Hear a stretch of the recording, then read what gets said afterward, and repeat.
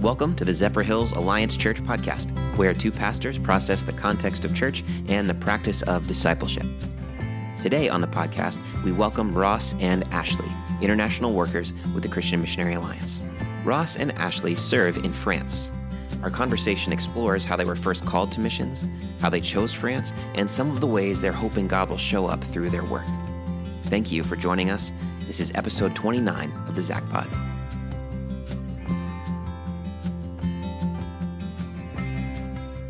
Well, today we're excited. We have Ross and Ashlee on the podcast.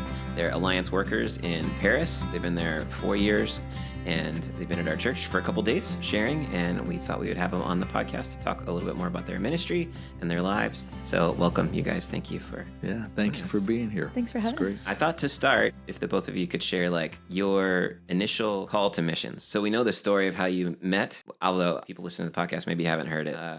All right, well, that'll just be a little teaser. They have a great story of how they met. Yeah, they met, they fell in love, and God moved them to Paris. Yeah. Quick version from Pastor Ted. That's the quick version. Yeah, but just maybe both of you could share your initial interest in missions and how did God move you to eventually, go to Paris? So my first home church was also a very missions-minded denomination, and we would have traveling missionaries that would come and speak. There was one couple that had shared, and they were from Bangladesh, and I still remember this lady's story of a Bible passage that just really inspired her. And so I had a pretty good notion going to college. I had an idea that I wanted to be a missionary. I just didn't know where or how. And so I thought, because I really enjoyed the sciences, I thought I would be a medical missionary. And so I go to college with that intent. I had a dental hygienist that had shared testimonies how she would take short-term trips and provide dental care overseas. And so she had really kind of confirmed that you can totally do this. This is valid. And so I went off to college with that in mind. Well, my grades weren't quite good enough to continue into medical school. And so I said, okay, how can I still go? And so I chose a more traditional route. So I was a philosophy and religion major. And so my intent was to kind of do typical church planting as maybe an ordained minister. And so what helped and what really propelled me in this direction is also once I got to college, I started taking short-term trips to very different places in the world. And so I went to China, I went to the Philippines, and I went to Ethiopia. And in each of these doing a different project, and the intent was to find out, okay, where's my heart on the field? Where am I going? And is this a valid option? Is this really what I want to do? And so I went, and all of the trips were great. I learned a lot of things. I saw poverty face to face, and it just kind of rocked my world. And I was like, yeah, this is a valid cause. This is something worth dedicating your life to. And so I had a really bad trip, the final one to Ethiopia. My mother had passed away. I was going through a breakup, and I was just kind of wrestling with the team lead. And I was like, do I really want to do this with my life? But I came back and I couldn't put the call aside. I was like, I don't see myself doing anything other than being a missionary overseas. Lastly, one other big impetus for me is when I went on my first trip overseas, we were in very rural Philippines. One of the things that the team leads had organized was that we would read testimonies of other missionaries. And so they had compiled a little booklet of all these stories of famous missionaries. And I read these and I was mesmerized. And I was like, I want to follow in their footsteps. These guys are heroes to me. So heroic qualities and traits speak volumes to me and it were very moving. And so I read these stories and said, yeah, this is what I want to do. Awesome. Were all those trips coordinated through your school? Or So they were coordinated through various campus ministries. Okay. And so the first one, I went with the International Mission Board through Southern Baptist churches. And so that was to the Philippines for 2 months.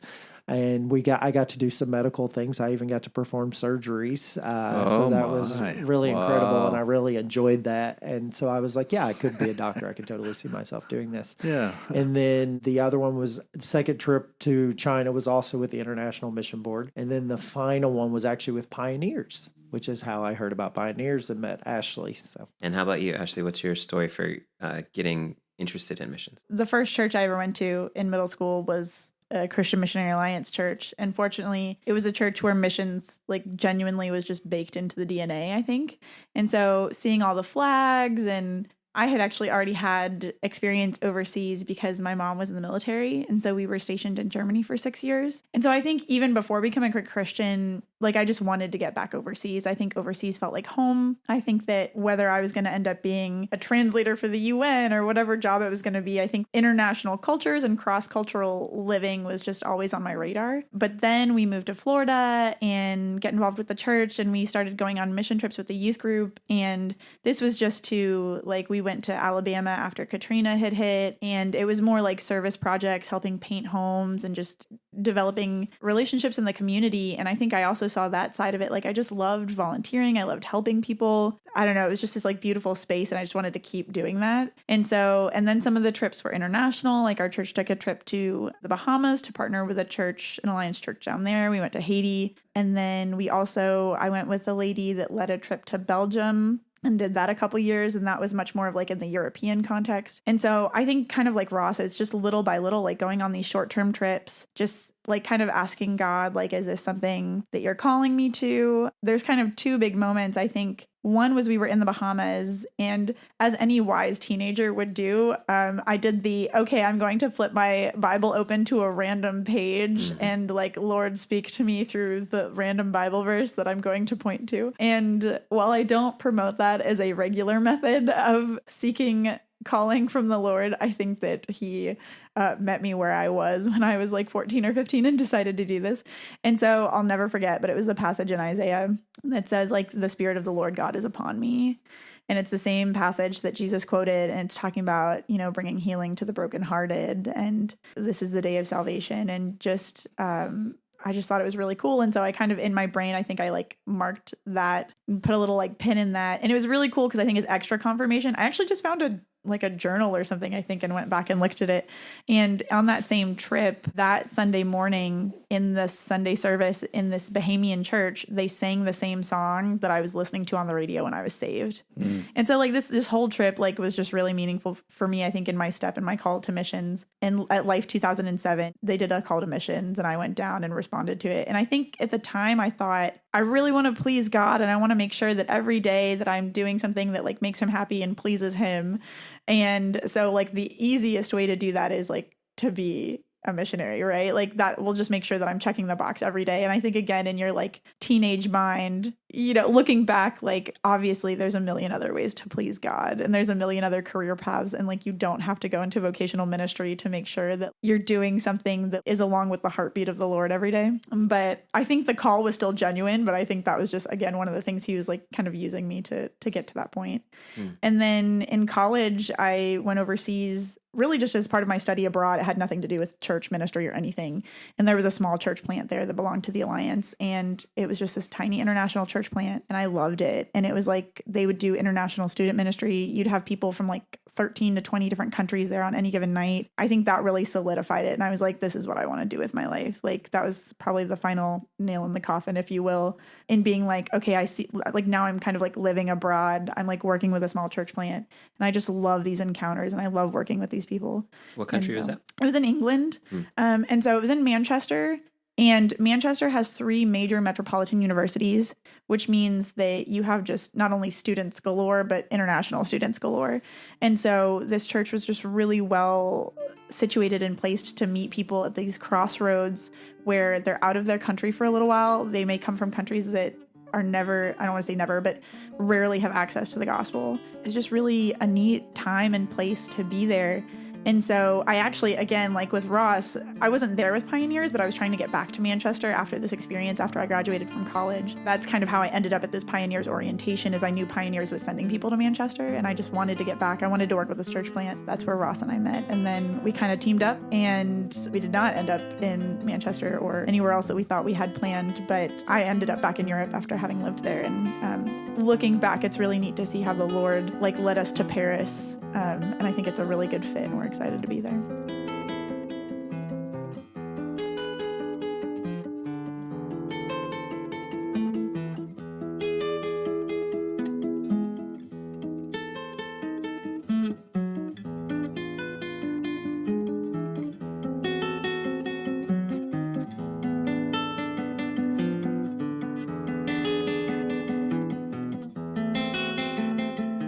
Tell us about that. Where were you hoping to go? What were the plans that didn't happen? And then how did you settle on? So as Ashlee has already alluded to, she had 6 years of growing up in Germany. And so we told the Alliance when we signed on that we would like to be in Europe and we wanted to work with Europeans.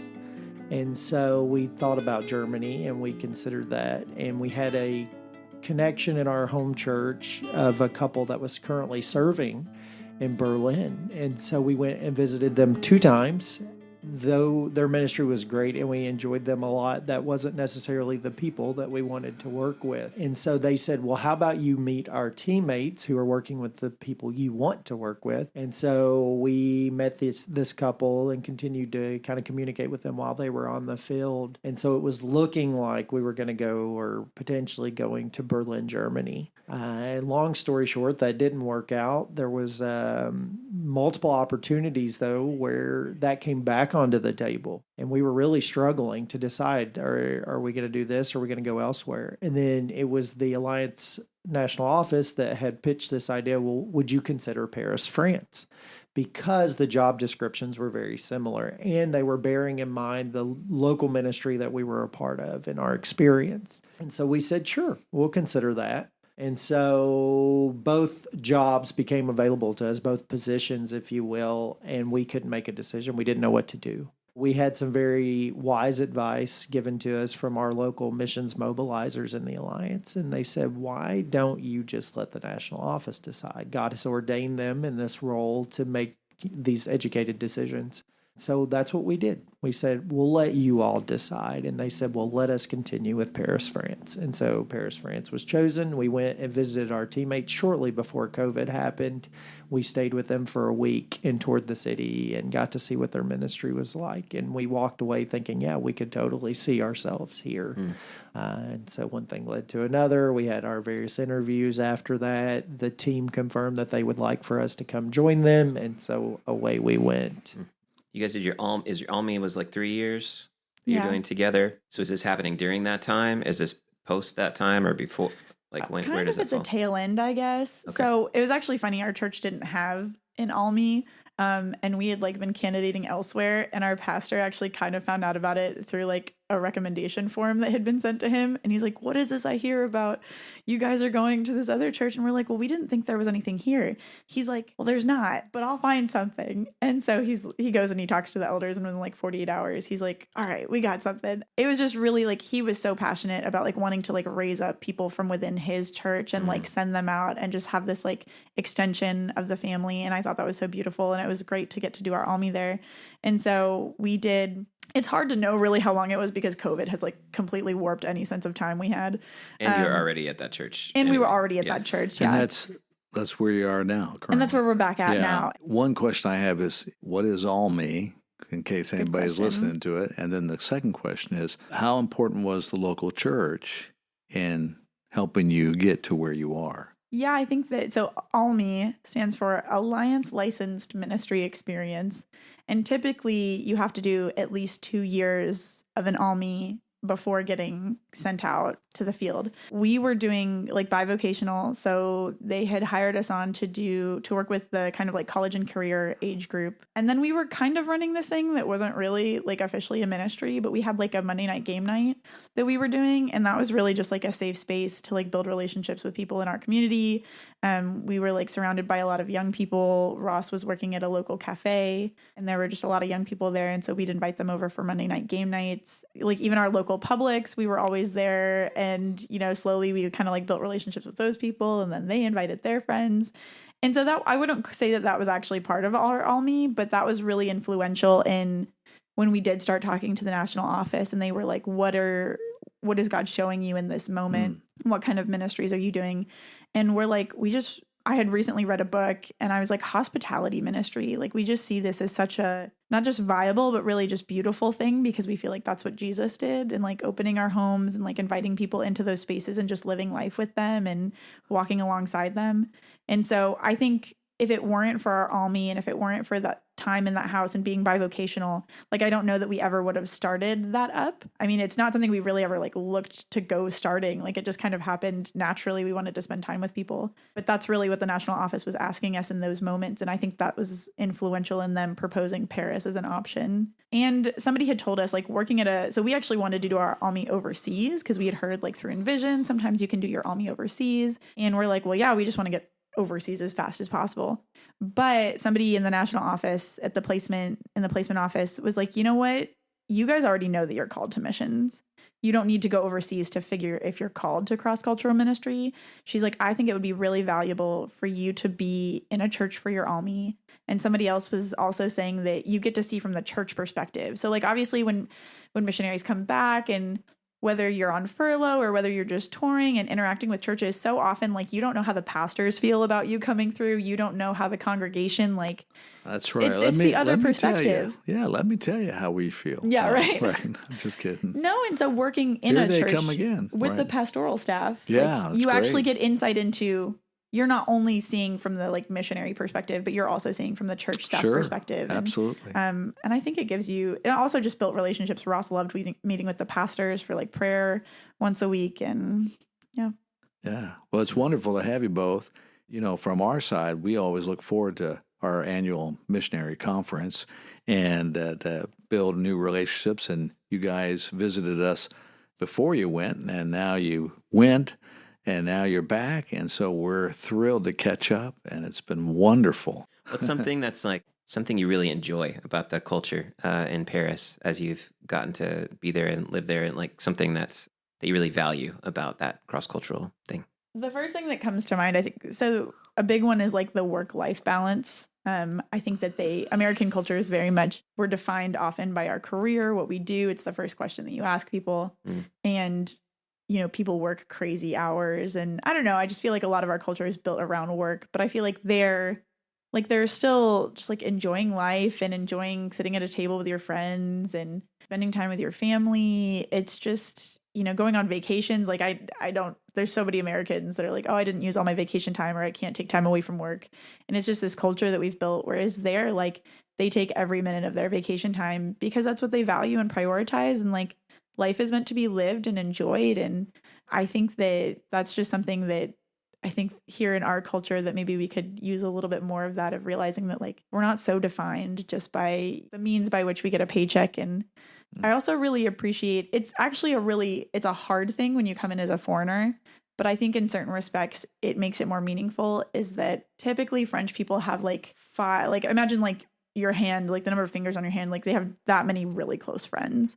And a lot of times it's people that they've known since elementary school, maybe their cousins, like just close family friends. And so coming in as a foreigner, it's actually really hard to break in sometimes to friendships and communities because people already have their close friends. And so there's kind of like no vacancy per se. You obviously do meet people that like get really excited by foreigners and international and tourists. And so they're a little bit more open. But because of this, when you do finally kind of reach a level of friendship with somebody, like your family like for life. And so we know of our teammates have this guy, and I mean, we know that he considers them like his family in France. Like he's also a foreigner. And then this past term while we were there, like we went through some hard stuff. And one of our friends was like, Ashlee, like, we just want you to know, like, we are your French family. Like, if you need anything, like, we're here for you. And I know that when people say that in a French context, like, they mean it. Like, it's not here, you know, you're standing at the grocery store and you, within 5 minutes, are talking about your Aunt Susie and, like, they know half your life story, but then, like, you move on and you never talk about it again. So in America, I feel like there's more of a breadth in friendship, but less depth maybe. Whereas they're like, they don't have 100 friends, but the friends that they do have, like those are close friendships and they're family and they really mean something. And so when somebody says something like, we miss you, we love you, like those words carry a lot more weight. And I think that's something I appreciate about the culture. So I'll piggyback off those points because I think both lead into what I enjoy. Is that because work is clearly defined and we don't kind of color outside of those lines, that means the people have more time to do what they enjoy doing, which works really well for our ministry model because that means I get more time with them to play board games or video games or to do the things they enjoy. And they really push hobbies. I feel like they become this a big part of who you are. And so, as Ashlee has stated elsewhere, typically people invest in one or two hobbies and they spend a lot of time and money doing that. And so board gaming works really, really well. And I don't just do it as an excuse. I really enjoy doing it. And so I can go over and spend upwards of 6 hours a day hanging out with someone playing board games throughout the day. Not only is that fun, but it's great quality time with those individuals, and they're seeing you in many different lights, if you will, different facets of my personality. And so, yeah, and then I play online video games, so I get to do that as well. I do play online board games also. And so, yeah, it just really affords a lot of quality time with these people. And I think they value quality time a bit more than we do. And so that leads also to this greater strength in friendships and relationships. And I really feel valued by my friends, and I feel like I can depend on them. They can depend on me. And I think we'll spend a lot of time together. That's cool.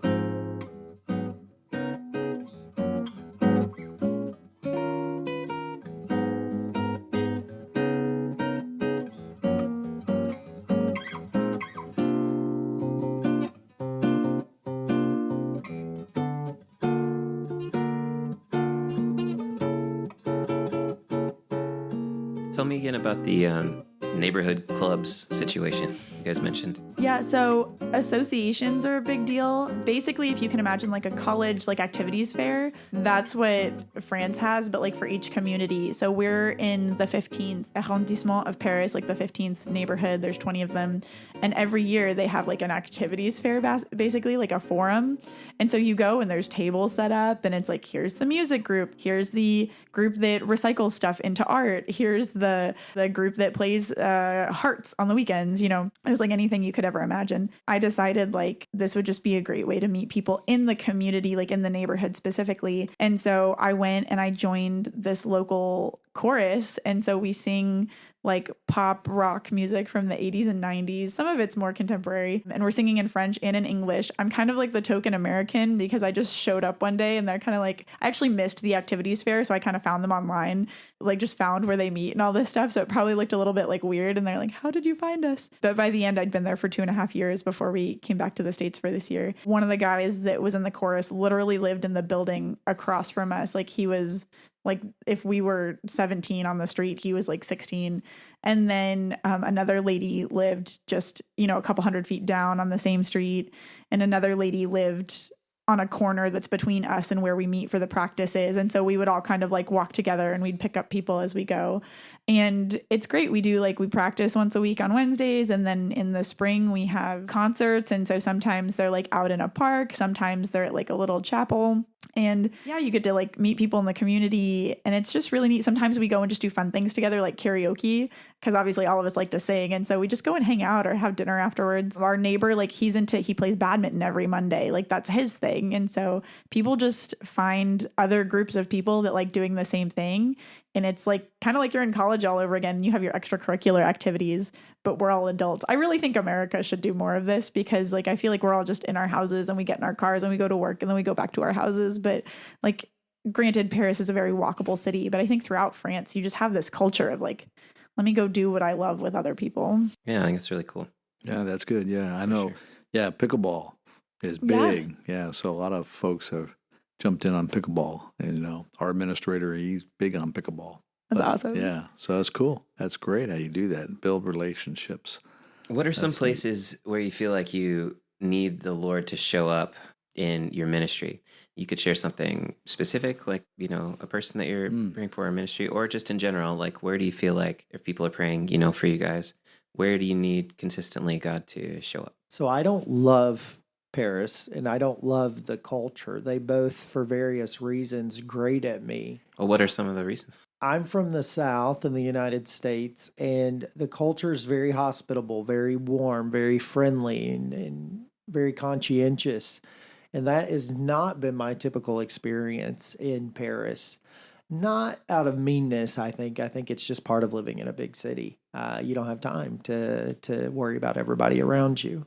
And so at times I feel like my interactions can be very shallow, or they can feel a bit brusque, and it just doesn't feel warm. That has been very difficult for me. And the city's darker too. And so, I mean, we live here in Florida when we're in the US, and so there's a lot more sunshine, and so you're in a better headspace, I think, than you are there. It's glum, and it's gloomy and overcast frequently. And so that affects everybody. You can see how that affects people's disposition towards others, especially in winter. People hole up, I think, and they're kind of more grumpy. And so I become that way. And I found myself a lot more pessimistic and a lot more negative, I think, having as a result of living there, which was not at all my personality prior to going. And so that was tough for me. I think I don't have any intention of leaving as a result of that, but I think I could have a better quality of life the more that God's there, and he changes me and shapes me more, and gives me this resilience, but also gives me something to love about the culture. And I struggled to find that this first term, but I think it's there. I think it just hasn't presented itself yet. And so, as we all know, I think what really makes a place special are the people. And so that I have in spades. I have beautiful people around me. I have my teammates, and I have all my wonderful friends that I get to spend time with. And so that's what helps. And I think that's what keeps me going strong. And so God does show up, and I think he'll continue to show up somehow through that avenue. That's wonderful. Yeah. Well, you can view it this way, in a very comical sense, that Ross, you are a Southern missionary to Paris, so they just haven't realized yet the Southern charm and the hospitality and all that goodness. And, it's like talking to a brick wall sometimes, right? Because they're very hard and very cold. But through the Lord's grace, he will give you that stamina that you need, and just, just breathe in, breathe back, take a breath. Okay, Lord, am I reacting, like Christ, or am I not reacting like Christ, in those moments, and just give it to the Lord, because it is difficult, My early ministry in some of my years, I was with staff with Northerners, and I'm a Southern boy, even though my parents were Wisconsins, they were transplants, but I was born, raised in the South, in Florida. It takes me, I talk like 50,000 words to get, and they would talk like, why do you do that? Why do you do that? You talk so long, and then you get to the point. Just ask us, because they got that New York mentality. Just come right out and hit me with the question. So that's a cultural thing in the United States, as well as probably there's so many different cultures in Paris that you guys have to maneuver with. But building the relationships around the table, the presence, that's a great way. And I think you're right. I do think U.S. needs more of that interaction. If folks here could say, evangelism is not, necessarily giving a tract to somebody or knocking on the door and saying, we're inviting you to church, but it's building that relationship. Hey, have tea or coffee with me, or let's go and play a game of chess or whatever it may be. Go to a concert or go out to eat together to spend time, that fellowship, like you were preaching, rubbing off on each other's shoulders.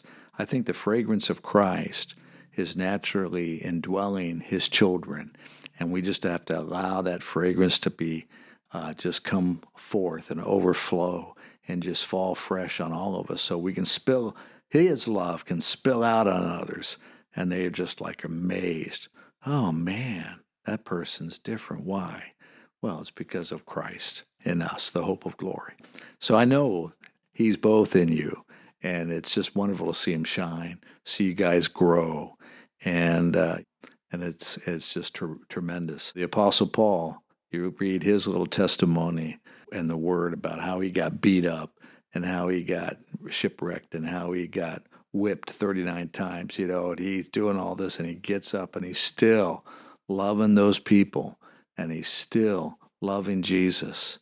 And that's amazing to me. That was like, well, this is what's going to happen to you when you come to know Jesus. I said, see you later, right? But the Lord's so good. He doesn't do that to us. He just says, okay, just follow me, be faithful in the moment, and I'll give you strength. In our weakness, he is made strong. Man, we need to rely on him.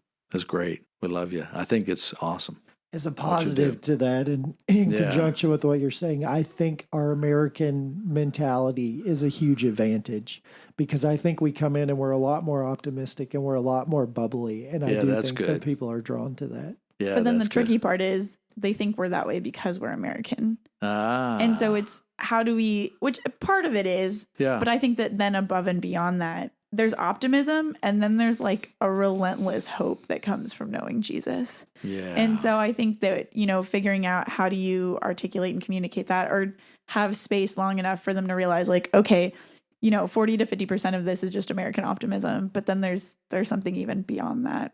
But I love what you said, that kind of word like fragrance. Like, I think that the reality is like just spending time with people. I think that we love it when you had asked about kind of just like, how can people pray?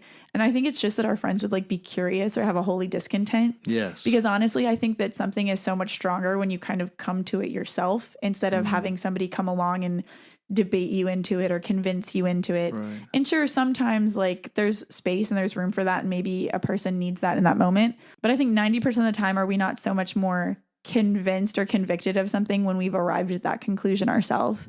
And so if we've experienced it, whether it's the fragrance of Christ through someone or whether it's a personal encounter with God, like those are the people that are like, I'm convinced that Jesus is real because he showed up for me.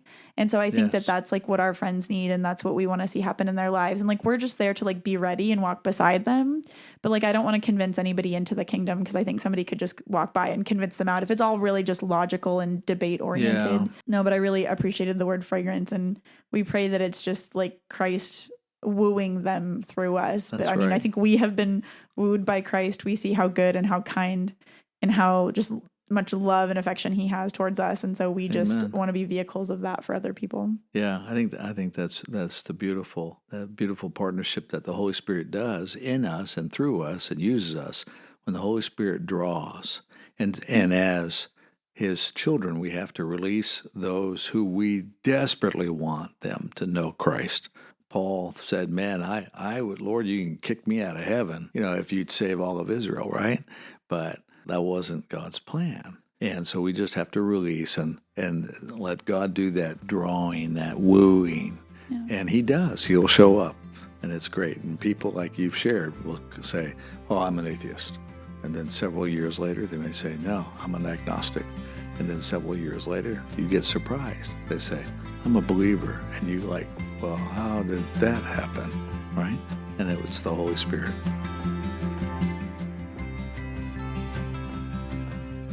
Thanks for listening to this episode of the ZAC Pod. All of our content is created in-house by the ZAC media team. To learn more about the ministries of our church, follow us on Instagram or Facebook and subscribe to our newsletter at zaccma.org. If you like what we're doing, please share the podcast with a friend and subscribe wherever you listen to podcasts.